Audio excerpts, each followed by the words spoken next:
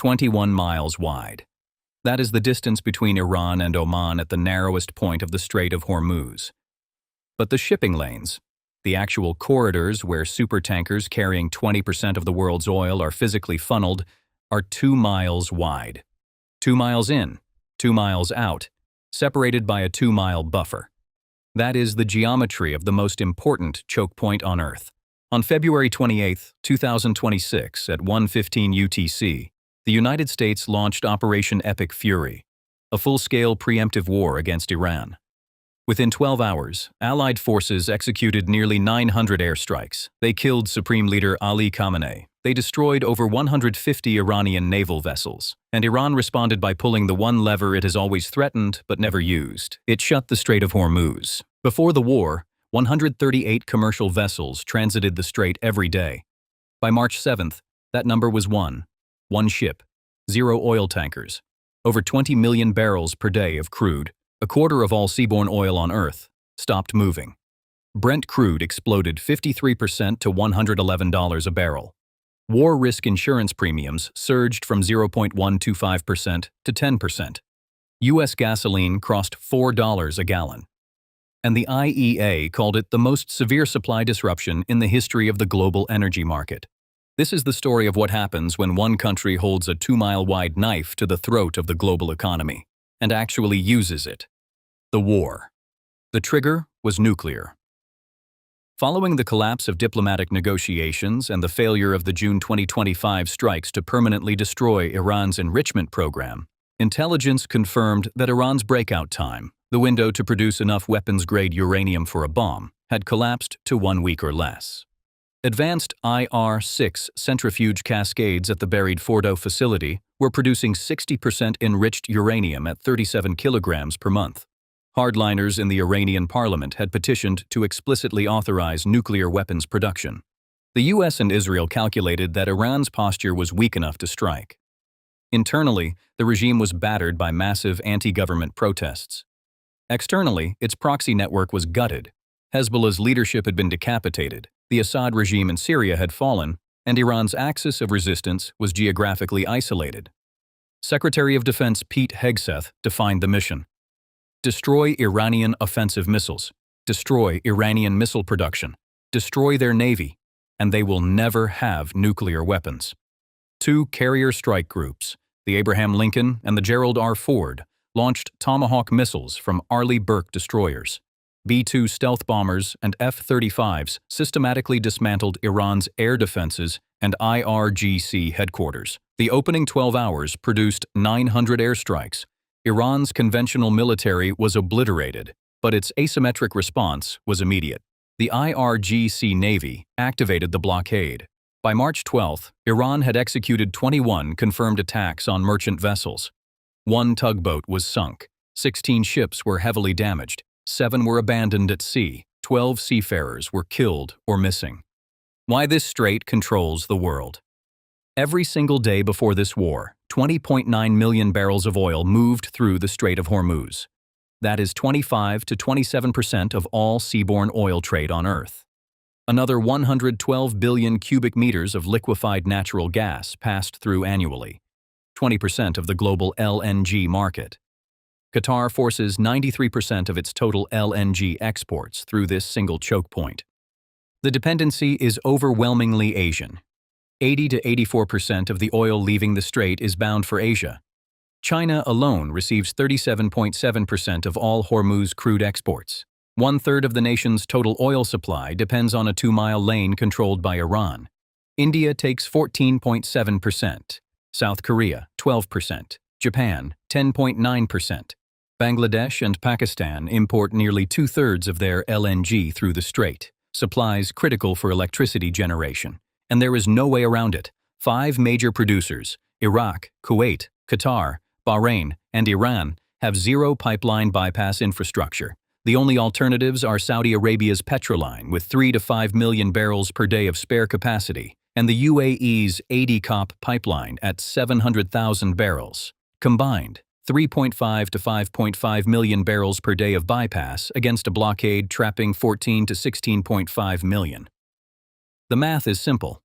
The oil is physically trapped. The arsenal. Iran doesn't need to beat the U.S. Navy. It needs to make the Strait uninsurable. Its entire military doctrine is built around asymmetric sea denial, layered coastal missiles, naval mines, drone swarms, and fast attack craft designed to inflict unacceptable costs on anyone trying to transit. The College Far's anti-ship ballistic missile descends on naval targets at Mach 3 to Mach 5, hypersonic terminal velocity that gives shipboard defenses fractions of a second to react. The Abu Mahdi cruise missile carries a 410-kilogram warhead over 1,000 kilometers, allowing launches from deep inside Iranian territory. And the mine arsenal is the real nightmare. Smart influence mines like the Malaman, Murena, and Turso sit dormant on the 330-foot seabed, programmed to ignore small craft and detonate directly beneath the hull of a supertanker. After 6 days of epic Fury strikes, Iranian ballistic missile launches were reduced by 86%, and drone deployments by 73%.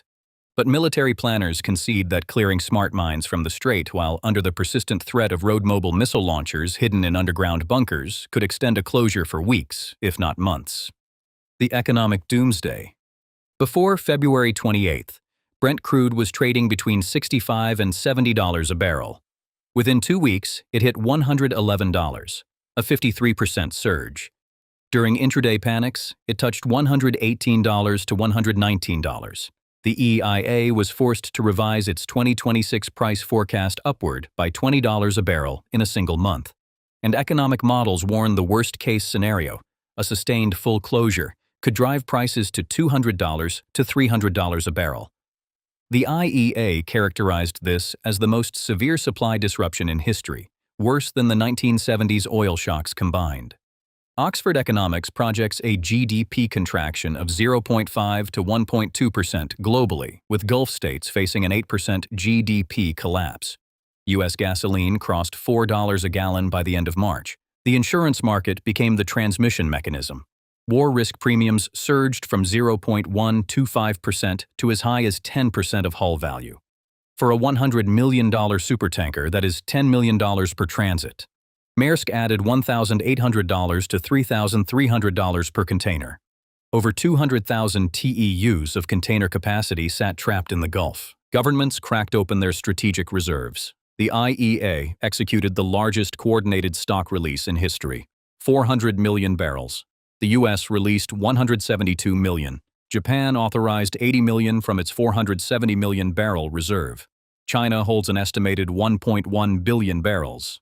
South Korea maintained 107 days of supply.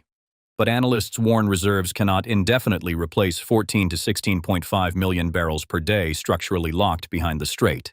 And the war itself is bleeding the U.S. Treasury. CSIS estimates the first 100 hours of epic fury cost $3.7 to $5.82 billion in expended precision munitions. By day 12, the cumulative tab hit $16.5 billion. The Pentagon is reportedly preparing a $200 billion emergency funding request. The geopolitical trap. After the decapitation strikes killed Khamenei, the Assembly of Experts appointed his son Mojtaba as Supreme Leader, consolidating absolute IRGC control over the state. The new regime ensured a rigid, militaristic response. The blockade was not a negotiating tactic, it was doctrine.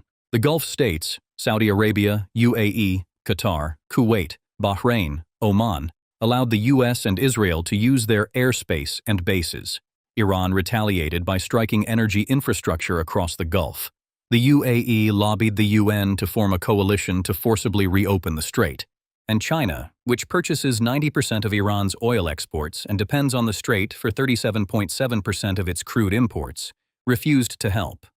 Beijing called for a ceasefire, but pointedly rejected Trump's direct request to assist the Navy in reopening the waterway. As the International Crisis Group's Ali Wine observed, a show of U.S. force that was meant to intimidate Beijing has instead served to puncture the illusion of U.S. omnipotence. Every time before. This is not the first time the strait has been threatened, but 2026 is the first time it was actually closed. During the 1984 to 1988 tanker war, Iran and Iraq attacked 451 vessels between them. Oil prices initially spiked 300%. The U.S. intervened with Operation Earnest Will, escorting reflagged Kuwaiti tankers, and Operation Praying Mantis, the largest surface naval battle since World War II. The lesson: Soft harassment raises insurance premiums but does not stop global trade. In 2019, Iran crossed into deniable kinetic action. Limpet mines damaged the Kukuka Courageous and the Front Altair. Iran seized the Stena Impero. Drones and cruise missiles devastated Saudi Aramco's Abqaiq facility, temporarily removing 5 million barrels per day. The lesson: a few well-placed weapons can achieve outsized economic impact without a full blockade. 2026 is different. This is not harassment. This is not sabotage. This is state-on-state war, utilizing advanced anti-ship ballistic missiles and smart mines, resulting in the total cessation of commercial traffic. U.S. naval escorts can deter speedboats. They cannot protect a supertanker from a Mach 5 ballistic missile. What comes next? Military analysts outline 3 scenarios. Scenario 1: diplomatic de-escalation. Trump signaled conditional willingness for a ceasefire, demanding the strait be open, free, and clear. Iranian Foreign Minister Araghchi confirmed indirect channels remain open. But with the new Khamenei regime entrenched and the IRGC in full control, analysts rate this as low probability in the near term. Scenario 2: the soft blockade. Iran shifts from full confrontation to persistent sea denial. Unlocated mines, GPS spoofing, occasional drone harassment. Shipping resumes under heavy escort at exorbitant insurance rates. Oil stays chronically elevated between $90 and $110. Chatham House's Neil Shearing warns, crises such as this have a habit of dragging on. Scenario 3: full military confrontation. Diplomacy collapses entirely.